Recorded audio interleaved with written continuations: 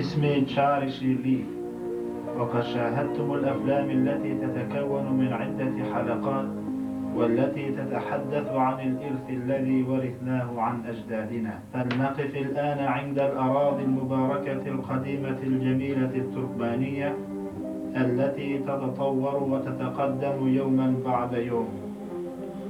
وسنقف أولا عند الأرض الطاهرة للتركمان في منتزه الاستقلال، وهو المنتزه الذي أعتبره مكانا خاصا وحارا لي. عندما نتجول فيه نشعر بأرواح أجدادنا ونحس بقربهم وكأنهم معنا. والشعب الذي لا يتعلم ولا يعلم شيئا عن ماضيه فلا مستقبل له. فلهذا السبب نحن نفتخر بالجيل القديم وبأعمالهم التي أنجزوها، وأنها حتى الآن تشق الجبال في العالم. ومنهم العلماء البارزون من الفلاسفة والسياسيين والمؤرخين والشعراء والقادة والزعماء الحربيين. وهنا عندما تقترب من هياكلهم تقول في نفسك: ليتني لو كنت أتحدث معهم لأعرف عن دنياهم الداخلية وآمالهم وأفكارهم والحروب التي انتصروا فيها. وعندما حبى الله أرضه على عباده فإنه قدم للتركمان أرضا ذات جبال ومعادن وأنهار، وذات صحراء ممتدة وثروات كثيرة، ثم قال: فلتكن أرضكم أرض بركة، وأن الثروة المعدنية والحياة السعيدة بتاريخها الغني تنتظركم في المستقبل.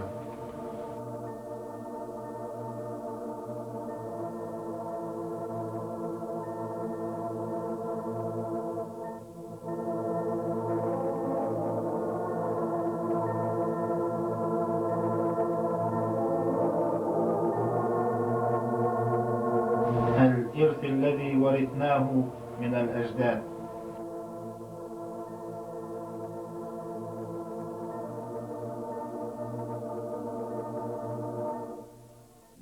عندما تنظر إلى الأماكن القديمة التاريخية فإنك تمعن النظر إليها. ولو راقبنا تاريخ الحضارات القديمة، حضارة جيتون، ألتندفة، برجيان، مرو، نيسا وجرجان القديمة وغيرها من الحضارات الكبيرة التي تواجدت قبل 2000 أو 3000 سنة قبل الميلاد، لاستطعنا أن نعرف الكثير من الوقائع التي حدثت في ذلك الزمان. وكثير من الأبنية الأثرية من متاحف ومقابر السلاطين مثل السلطان سنجر والسلطان إيل أرسلان والسلطان تركيش وتورابيك خانوم والشيخ أبي الفضل والشيخ أبي سعيد وابن زيد وغيرهم من الشخصيات الكبار، ومساجد شير كبير وطلحة بابا والمصامع والقصور الأخرى تعتبر من الكنوز الذهبية في العالم. وهذا الإرث يحدثنا عن الحضارة المعاصرة التي كانت للتركمان. فأرض تركمانستان كأرض الهند والشرق الأوسط هي الأرض التي وجدت عليها الدول الأولى في العالم.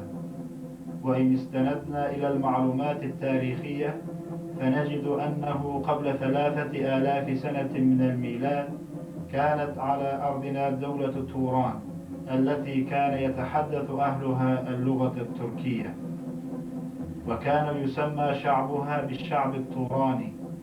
ويعتبر أوغوز خان موحدا لطوائفها المتفرقة من ساقيين ومساقيتيين ودهيين وسرمديين، والذي كان بداية لظهور العرق التركماني. وبعد 2000 سنة أسست 3 إمبراطوريات كبيرة في الشرق من قبل الطوائف التورانية، وكانوا يسمونهم بإمبراطورية بارفيا ودولة الخوارزم ودولة كوشان العظيمة. وقد بنت تركمان الأغوز والطوائف الأخرى التركمانية عشرات من الإمبراطوريات والدول الكبيرة والصغيرة. وكانت قمة ازدهار تلك الدول بين القرنين القرن التاسع والقرن الثاني عشر الميلادي. والأمثلة على ذلك كثيرة، مثل دولة أوغزيبغو ودولة قرخانيين التركمانية ودولة الغزنويين التركمانية ودولة السلاجقة العظيمة ودولة ملوك خوارزم وغيرها من عشرات الدول التي بنيت في أوروبا الشرقية وفي الشرق الأوسط والأدنى وفي الهند وأقاليم القوقاز. وقد ضم في القرن التاسع حاكم الغزنويين السلطان محمود الغزنوي كثيرا من الأراضي إلى دولته، وذلك بعد أن استحق اسم السلطان الأعظم. ولكن التي اشتهرت في تاريخ العالم هي الإمبراطورية السلجوقية الكبيرة، والتي تركت أثرا بالغا في تاريخ وشعوب الشرق. وقد أسس أجدادنا بين القرن الثالث قبل الميلاد وأواسط القرن الميلادي ما يقارب أكثر من 70 دولة كبيرة وصغيرة في مختلف أنحاء العالم، من الآسيا المركزية والآسيا الصغيرة والهند والأوروبا الشرقية والقوقاز. وفي عام 1055 قدم الخليفة العربي من بغداد إلى مؤسس الدولة السلجوقية طغرل طالبا حمايته، وأبلغ بإعطائه غنائم عظيمة لقاء تلك الحماية، وبذلك كان لهم دور فاعل في الحفاظ على الخلافة الإسلامية. والسلطان أرسلان هو السلطان الثاني للإمبراطورية السلجوقية، وقد تعارك السلاجقة التركمان مع الرومان بقتال شديد الذي حدث عام 1071 في منطقة تسمى بالملازجير، وانهزم فيها الجيش الروماني وأسر إمبراطورهم رومان دياغون التاسع. وفي القرن الثاني عشر حارب عماد الدين الزنكي التركماني في سوريا ضد الصليبيين، وانتصر فيها واشتهرت سمعته بنصره عليهم. وعثمان الغازي الذي هو من قبيلة قي التركماني أسس الدولة العثمانية التركمانية في نهاية القرن الثالث عشر وبداية القرن الرابع عشر.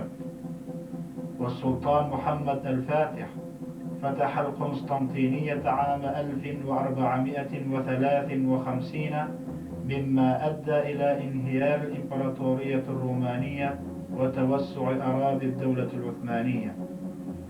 وأسست في العصر الرابع عشر والسادس عشر في الآسيا الصغيرة والإيران والقوقاز دولتان، دولة آق-ينلي وزعيمها أوزون حسن، ودولة قرق-ينلي وزعيمها قرا يوسف. وقد بنى الملك شاه إسماعيل الصفوي الدولة الصفوية في القرن السادس عشر. وبيرم خان القائد الناجح الذي عاش في الهند في القرن السادس عشر هو تركماني أيضا. وكان أيبد التركماني سلطانا لدولة المماليك في مصر في القرن الثالث عشر. وقد حكم نادر شاه أوشر دولة كبيرة في إيران في القرن الثالث عشر. اشتهر العلماء والشعراء والدهاة التركمان في العصور المتوسطة في الشرق، فمنهم الخوارزمي وخوجة أحمد يسوي ومولانا جلال الدين الرومي وحاج بكتاش الولي ويونس إمرا وقرا أوغلان ومختنقلي وملا نفس وكمينة وغيرهم من العلماء والشعراء الذين دعوا الشعب للوحدة والوئام والصبر والتصابر والتضامن والتكافؤ. تتردد أصوات وشهرة هؤلاء الشخصيات في العالم أجمع رغم مرور مئات العصور، وقد كانوا يضحون بما لديهم بالغالي والنفيس لأجل مستقبل مضيء. وقد استطاعت تركمانستان جذب انتباه العالم باهتمامها في تعلم تراثها القديم، ومن الأحداث الكبيرة التي حدثت هي الاهتمام بالتاريخ المدني لتركمانستان. وفي المؤتمر الذي أقيم في تركمانستان بهذا الصدد قد شارك علماء بارزون من شتى بلاد العالم، وفي هذا المؤتمر التاريخي أكدوا على أن هناك جذورا تاريخية قديمة لماضي تركمانستان، وأنها تسير الآن للتقدم والتطور باستقلالها وحيادها. ومن أهم الأحداث التي وقعت أيضا وهي أنه بأمر من رئيس تركمانستان السيد صفرمرات تركمانباشي أسس المعهد الدولي الحكومي في تركمانستان لتعليم تراثنا، الذي انتشر في كل من تركمانستان والآسيا المركزية والشرق عامة. فتركمانستان غنية بالثروات المعدنية من النفط وغيرها من الموارد الطبيعية، وهي في الدرجة الأولى في العالم بكثرة كمية ثرواتها. وفي عام 1995 تم منح الوضع الحيادي لتركمانستان من قبل هيئة الأمم المتحدة، وبفضل سياسة الرئيس صفرمرات تركمانباشي عرف التركمان أنفسهم للعالم. فتركمانستان تقع في آسيا المركزية، ومساحتها 491,800,000 متر مربع كيلومتر، ويعيش فيها أكثر من 100 ممثل من مختلف الجنسيات بسلام وأمن.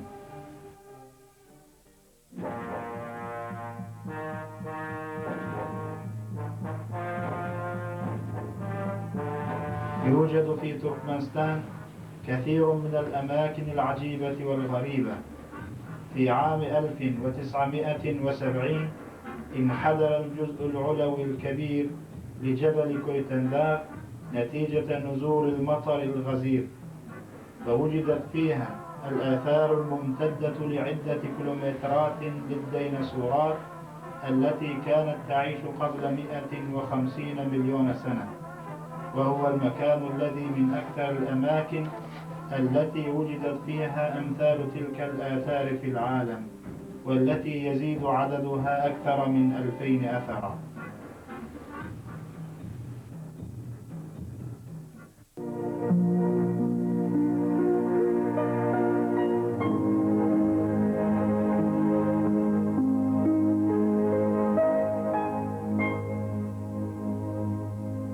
ومن النظرات المؤثرة نظرة للطبيعة الساحرة في فصل الربيع، للزهور التي تغطي وديان الجبال في صحراء تركمانستان.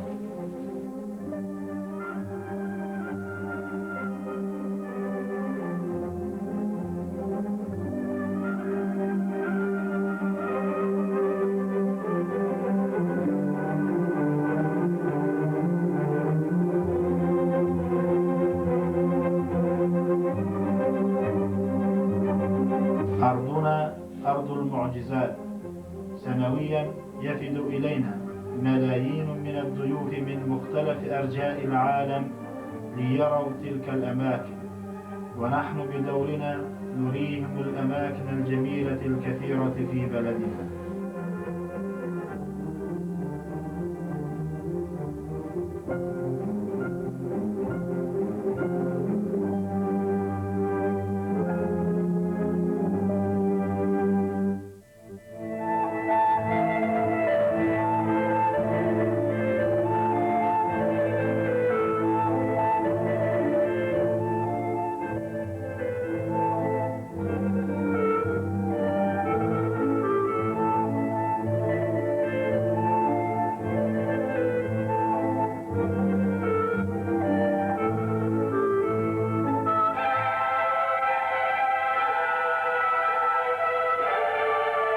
يولى لصحة الناس في تركمانستان اهتمام كبير للغاية، ويكفينا أن نضرب مثلا على ذلك مدرج السردار الذي يعتبر طريقا صحيا على الجبال، والذي يبلغ طوله إلى 40 كيلومترا، ويجرى في الأعياد الشعبية مسابقات ألعاب القوى، والذي يأتي أولا يكافأ بخيل أخالتك التركمانية الأصيلة. ساحل بحر قزوين الدافي. يستطيع الجميع هنا الاستمتاع بصيد السمك. تنتج تركمانستان 90% من الناتج العالمي للكافيار الأسود.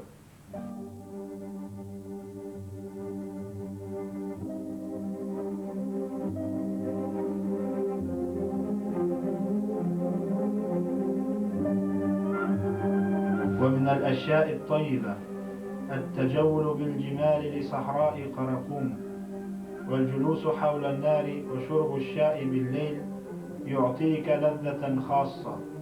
ويقال أن الذي يدعو في تلك الليلة لا ترد دعوته. والمحصولات التي تجنى من تربة تركمانستان لا تحصى ولا تعد، فمنها الشمام والعنب والنبيذ المستخرج من العنب، وكلها استحقت درجة التفوق في العالم.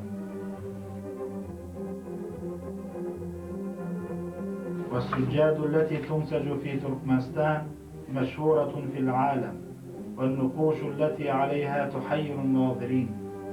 وأما الحديث عن خيول أخلتكة فإنها لم تشتهر بين الشعب التركماني فقط، بل اشتهرت في العالم كله بجمالها.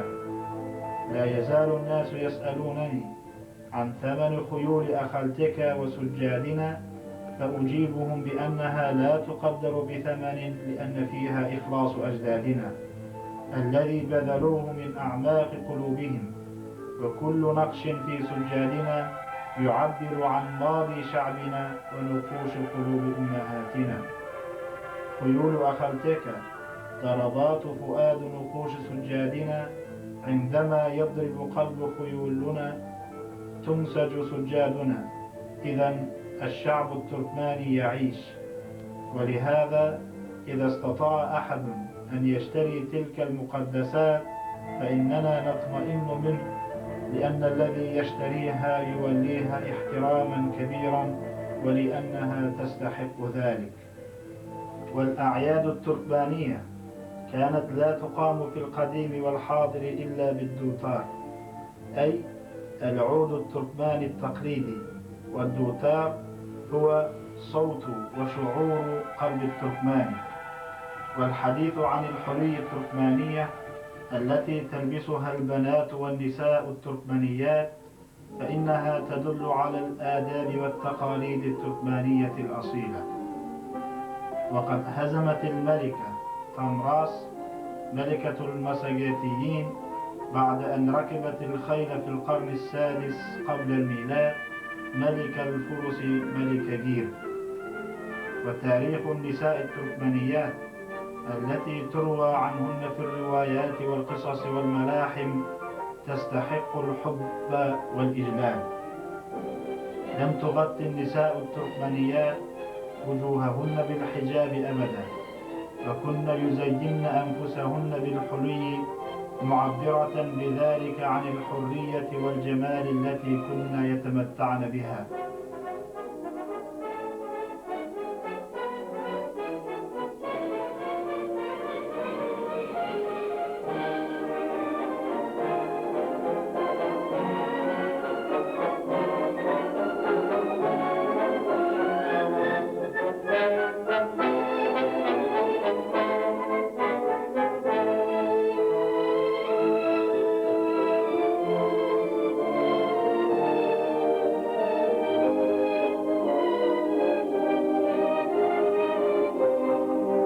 ولا مجال للمقارنة بين الأطعمة التركمانية التي تعد إعدادا جيدا بغيرها، ومنها خبز التنور الطازج، والدغرمة، والرز البخاري، والمند الذي يعد من لحم الخروف، واللحم المشوي في النار، وغيرها من النعم التي لا تعد ولا تحصى.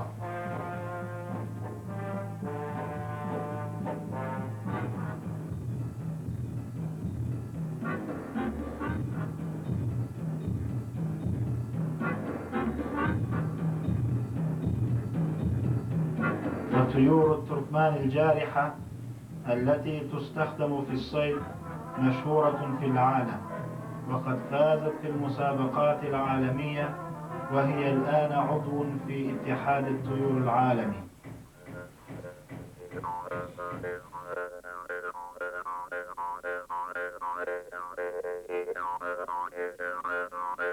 ويشتهر التركمان برعاية الأغنام التي اشتهرت بالفرو الأسترخاني الأسود والسردينية، وتنسج من صوف الأغنام السردينية السجاد التركمانية المشهورة عالميا. وكذلك تشتهر كلاب الصيد وغيرها من الكلاب التركمانية في العالم بوزنها الثقيل وحجمها الكبير مثل الدب، مما تجعل الذئاب لا تسلم حين تحاربها، وهي وفية لصاحبها. ويعود تاريخ نشوءها إلى 2000 سنة من قبل الميلاد.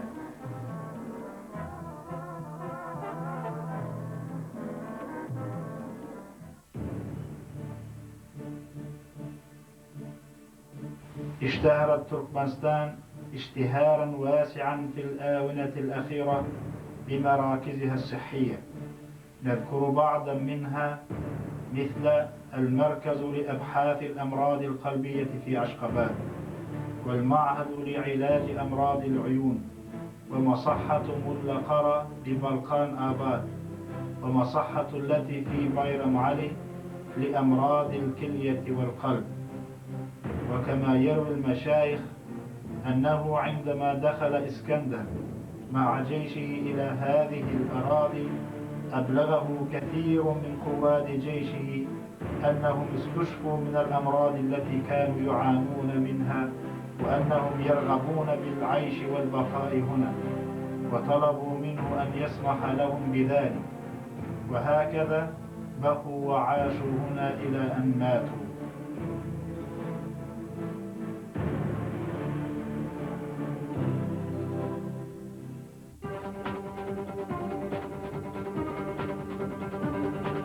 عاصمة تركمانستان عشق آباد، وهي تنتظر ضيوف بلدنا مع فنادقها ذات 5 نجوم. تحير ليالي عشق آباد وجمالها الذين زاروها، وتترك عندهم انطباعا خالدا في أذهانهم.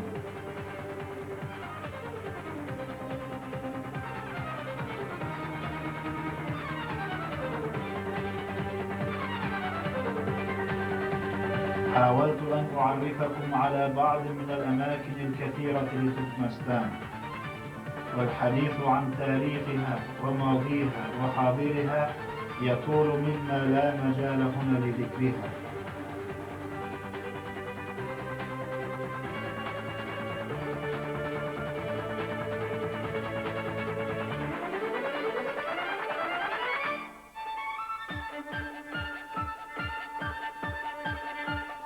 شاع بين التركمان مثل يقال: الضيف أكبر من والدك، أي أعز ضيفك كما تعز والدك. وكما يقول الشاعر التركماني مختنقلي: التآخي هنا دأبنا والوحدة دستورنا. فإن إكرام الضيف عند التركماني هو مصدر حياته، ولأجل ذلك قد تم تمهيد جميع الإمكانيات لاستقبال الضيوف.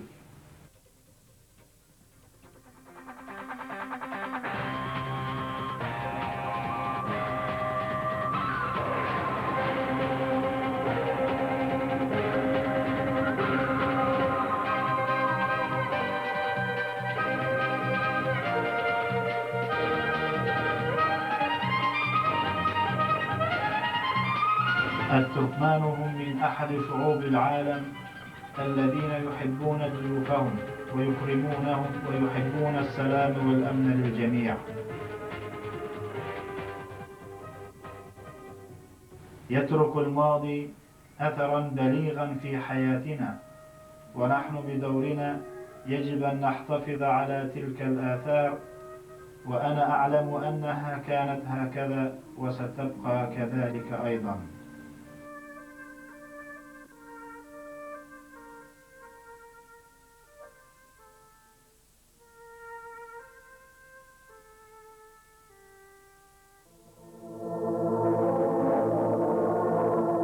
نعم، لا اختيار للإنسان في اختيار الوطن والأم. فيا ربنا نحمدك ونشكرك أن وهبت لنا دولة حلالة وجعلتها مباركا لنا. شكرا لأمهاتنا أنهن أنجبننا في هذه الأرض المباركة. سنعيش باذلين كل جهودنا لمستقبل وطننا الزاهر في العصر الجديد.